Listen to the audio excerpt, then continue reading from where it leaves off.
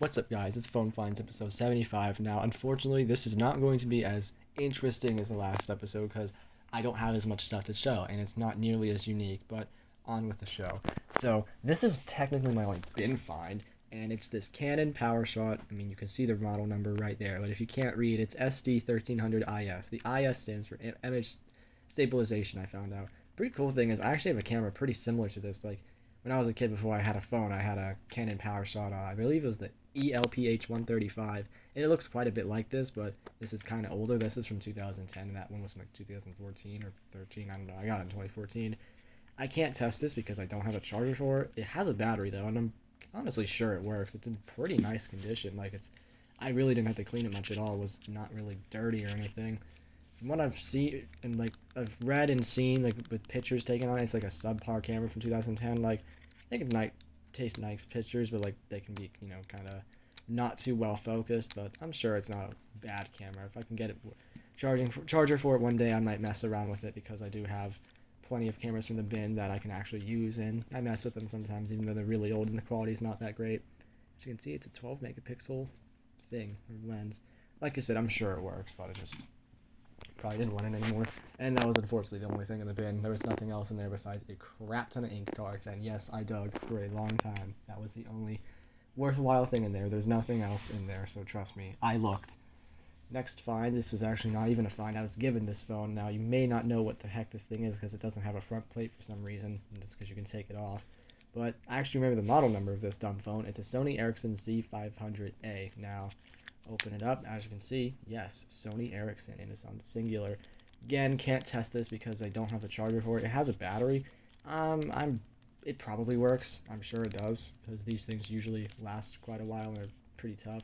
It has like this word like stuck on it. It looks like it says like a word, like I see it. Make out the letter S and what might be I don't know, just gibberish. But I tried to get that off. I could not. I cleaned that as best as I could, and it's still there. And as you can probably tell, like I mentioned, there's no front. There are replacement fronts, like they're all Star Wars themed, and they're expensive. I mean, I wouldn't call them expensive, but they're more than this phone would cost. So I might get those. I don't know. It's better to have that than no front, I suppose. Yeah, nothing too interesting. And for the first time in a while, I have an update about a previous phone. Now, you may remember, if you watch my videos consistently, I got this iPhone 8 from the bin that had a cracked screen and had some weird, like, test apps on it.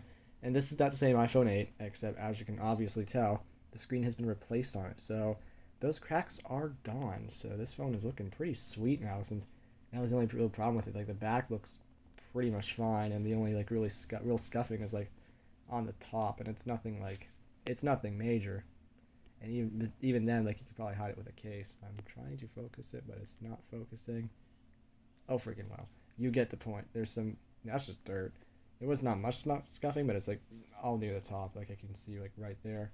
But yeah, it has been replaced, and the screen is fine now. As you can see, like I said, I kept the test apps. This is obviously an aftermarket screen. I did not pay like a bunch of money for like an OEM one, so I forget if the home button iPhones have True Tone or not, but if it doesn't, it's gone now. And I don't know if I can like... Sorry about that. Things just go like that. Anyway, as you can see, actually the camera's really not picking it up too well, but in real life, yeah, like this thing is like overcompensating like crazy. So from the you guys at home, it looks fine. Like it literally looks fine. But in real life, the whites are like almost like a green tint, and this thing like just has like a green tint to it in general. It's kind of strange, and it looks like undersaturated, almost. But besides that, it's fine. Like it looks fine. Like the average person wouldn't notice. And like I said, through my camera, it looks completely fine. I don't know how.